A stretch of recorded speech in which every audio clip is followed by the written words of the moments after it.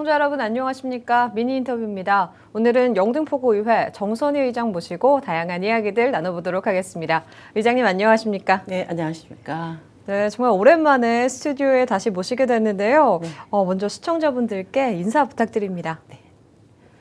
예, 38만 영등포 구민 여러분, CNB 영등포 방송 시청자 여러분 안녕하십니까? 영등포구의 의장 정선희입니다. 우선 구민 여러분의 아낌없는 애정과 관심으로 영등포구의 제9대 전반기 의장으로서 역할을 할 수 있었습니다. 이 자리를 빌어 감사의 인사를 드립니다. 지난 1년 동안 영등포구의 발전과 구민의 복리 증진을 위해 치열하고 열정적으로 의정 활동에 전념하였습니다. 특히 올해부터는 코로나19로 인한 제약이 많이 해소되어 구민 여러분의 말씀을 더욱 가까이 들을 수 있었고, 때로는 직접 민원 현장에서 부딪혀가며 의정 활동을 하였습니다. 저를 비롯한 영등포 구의의 모든 의원들은 어제보다 더 나은 영등포를 위해 최선을 다할 것을 약속드립니다. 네, 인사에서도 말씀을 해주셨지만 제9대 영등포구의회 전반기 의장을 역임하신 지 1년이 지났습니다. 그동안 정말 많은 일들 해오셨을 텐데 그중에서 좀 가장 기억에 남는 활동이 있다면 어떤 걸 꼽을 수 있을까요? 네. 두 가지를 말씀드리고 싶습니다. 첫째는 작년 여름 기록적인 폭우로 수해 피해가 많이 발생한 신길동, 대림동 지역의 복구 현장을 방문해 지원하고 점검한 것이 기억에 남습니다. 지난해 8월 8일부터 9일까지 이틀간 서울 한강 이남 지역에 시간당 100mm 이상의 폭우가 쏟아졌습니다. 단시간에 집중된 호우로 도림천과 안양천의 둔치가 물에 잠기고 우리 구 안에서는 상대적으로 저지대에 위치하고 있는 다가구 주택이 밀집된 신길동과 대림동 지역의 피해가 매우 컸습니다. 폭우가 핥히고 간 자리는 참담했습니다. 따뜻했던 보금자리는 사라지고 그 자리에는 물에 젖은 집기구와 옷가지가 있었습니다. 생명의 위협을 느끼며 온전히 그 시간을 견뎠었을 침수 피해의 주민들을 보며 마음이 아팠습니다.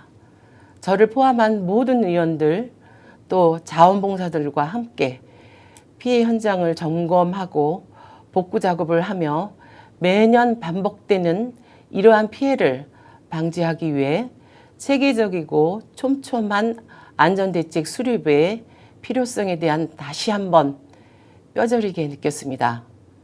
해마다 예측 불가한 이상기후 현상이 나타나고 있습니다. 인명을 위협하고 재산 피해를 내는 국지성 호우가 잦아지는 것을 대비하여 배수시설 확장과 침수 우려 지역의 비물바지 교체 등 사전 작업을 면밀히 살필 것을 집행기관에 요청했습니다. 우리 의회에서도 풍수의 예방 대책을 위한 예산 배정에 노력하였습니다.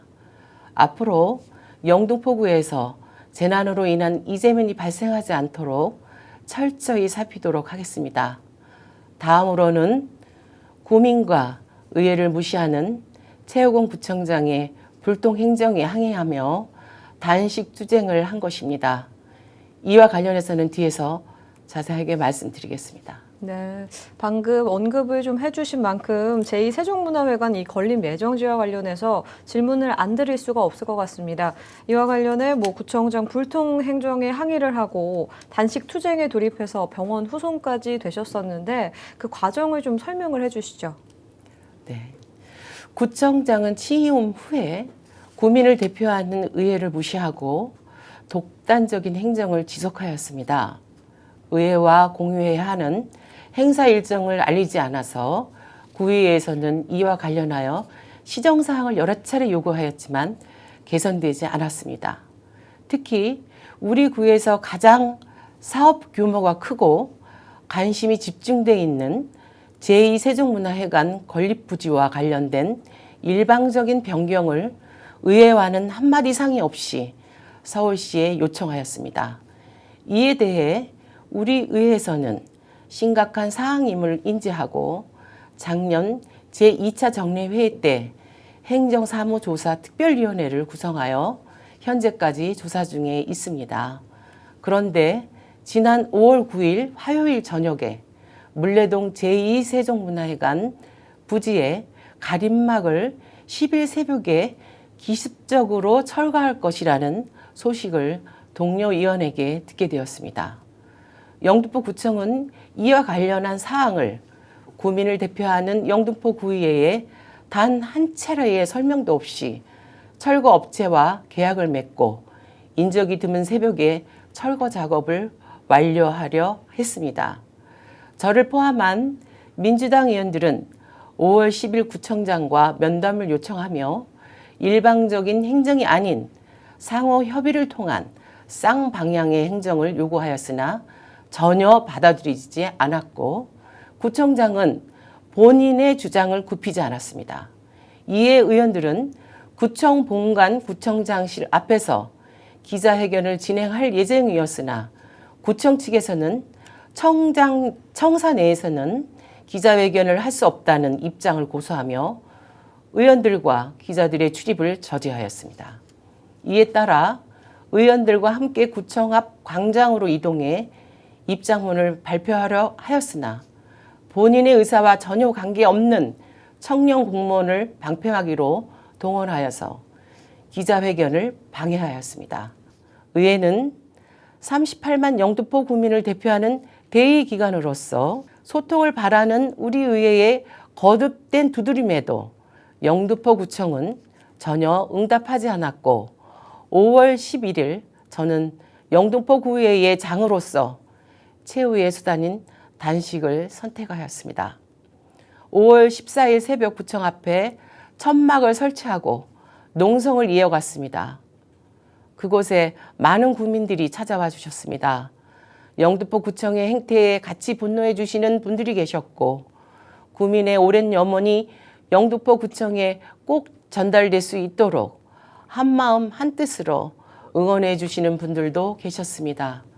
5월 15일 단식 5일째 저는 장시간 단식으로 인한 탈수 증세로 병원으로 이송되었습니다. 하지만 이 상황에서도 영등포구청은 응답하지 않았습니다. 이에 차례로 민주당 동료 의원들이 단식이 이어졌습니다. 하지만 의원들의 계속된 단식으로 인한 건강 악화를 염려하는 지역 주민들의 만류에 5월 24일 14일차에 단식을 종료해야 했습니다. 마지막으로 단식을 했던 최인순 의원은 병원으로 이송될 때까지 대주민 사과와 의회 존중 및 협치를 호소했지만 구청장의 불통행정은 꺾이지 않았습니다. 영등포 구의 의원들이 왜 단식이라는 처절한 방법을 택했는지 일련의 과정을 말씀드리며 협치를 모르는 구청장의 독단적인 행정에 대해 구민들께서 판단해 주시기를 바랍니다. 네, 그간의 과정들을 쭉 한번 들어봤는데요. 그렇다면 앞으로 이 제2세종문화회관 문제를 어떻게 풀어나갈 계획이실까요? 네, 1차적으로 상호 신뢰가 바탕이 되어야 할 의회와 집행기관의 관계가 협력과 협치는 사라지고 구청장의 일방통행만 이어가는 것을 안타깝게 생각하며 이와 같은 사태를 먼저 바로잡아야 할 것입니다. 물론 각자의 판단 기준에 따라 원하는 답은 다를 수 있습니다. 하지만 최대한 합의점을 도출할 때까지 민주적인 과정이 간과돼서는 안 될 것입니다. 제2세종문화회관 건립부지를 여의도 공원으로 변경한다면 지역 균형 발전을 저해하고 인구 가미를 가중시키는 문제가 발생합니다. 또한 여의도 공원의 위치는 물레동 부지보다 접근성이 현저히 떨어지고 산이 없는 영등포에 애써 만들었던 녹지 공간을 구민에게서 빼앗는 꼴이 됩니다. 영등포 구청의 제2세종문화회관 건립부지가 물레동으로 확정되어 설계 공모를 앞두기까지 10년이 걸렸습니다. 2012년부터 약 10년간 이어온 노력을 한순간에 물거품으로 사라지게 할 수는 없습니다. 물론 구민 분들 중에는 영등포구 관내 어느 곳에 짓던 영등포에만 제2세종문화회관이 건립되기만 하면 되는 것 아니냐고 생각하실 수 있습니다. 하지만 물레동 제2세종문화회관 건립을 위해서 약 10여 년의 시간이 걸렸습니다. 여의도로 옮겨진다면 또다시 긴 시간이 걸릴 것입니다. 이 또한 오세훈 시장 임기 종료 후에 어떻게 될지는 아무도 장담 못합니다. 결국 영등포 관내 어느 곳에도 제2세종문화회관을 유치하지 못할 수도 있습니다. 현 서울시장이 발표한 그레이트 한강 프로젝트의 여의도 제2세종문화회관 건립은 아직 예산 책정이 되지 않았습니다. 그 어떤 예산도 그림도 없는 상태입니다. 반면에 물레동 제2세종문화회관은 행정안전부 중앙투자심사가 완료된 것으로 2025년까지 유효합니다. 그렇기 때문에 지금이라도 구청장이 마음을 바꿔 서울시의 기존한 대로 물레동에 건립하도록 건의한다면 당장 설계에 착수할 수 있습니다.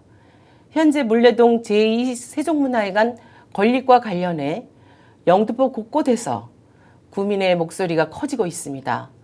주민들로만 구성된 주민대책위원회가 발족하였으며 지난 6월 9일 물레공원에서 주민들에게 제2세종문화회관 이전의 실체라는 주제로 설명회를 개최하였습니다.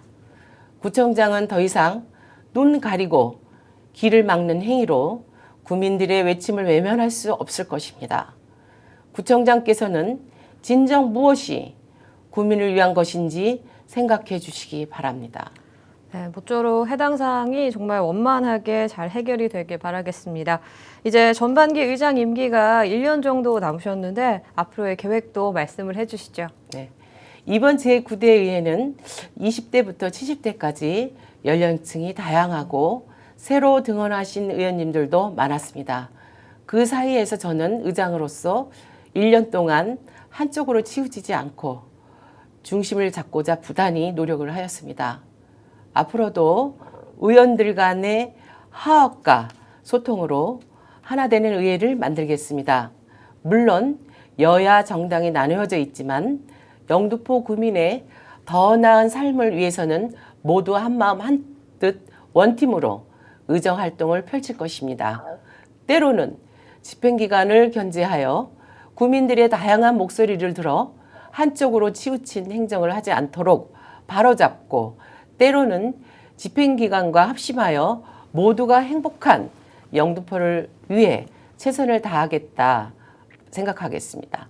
첫 마음가짐을 잊지 않고 남은 1년 맡은 자리에서 묵묵히 소유의 힘을 다할 것입니다. 네, 앞으로의 1년이 계속 기대가 되는데요. 마지막으로 우리 주민들에게 전하고 싶은 메시지가 있다면 전해주시죠. 네, 존경하고 사랑하는 영등포 구민 여러분, 현장에 나가면 구민 여러분의 애쓰고 있다는 한마디, 아낌없는 격려와 애정 어린 눈빛에 힘을 얻습니다. 다시 한번 감사드립니다. 앞으로도 현장을 누비며 구민의 눈높이에서 어제보다 더 나아진 영등포를 만들기 위해 동료 의원들과 고민하고 협력하겠습니다. 6월 21일은 여름의 시작이 알리는 하지입니다. 곧 다가올 뜨거운 여름, 체력과 건강관리에 유의하시기 바랍니다. 마지막으로 제9대 영등포구의 개원 1주년을 축하해 주신 많은 분들에게 감사 인사를 드리며 여러분들의 가정마다 행복이 깃들기를 기원합니다. 감사합니다. 네, 의장님 바쁘신 와중에도 오늘 이렇게 함께 해주셔서 감사합니다. 네, 감사합니다. 네, 지금까지 영등포구의회 정선희 의장과 다양한 이야기들 나눠봤습니다. 앞으로도 우리 영등포구와 주민들을 위해서 더 열심히 일해주시길 기대해 보도록 하겠습니다. 이상으로 미니 인터뷰 마칩니다. 고맙습니다.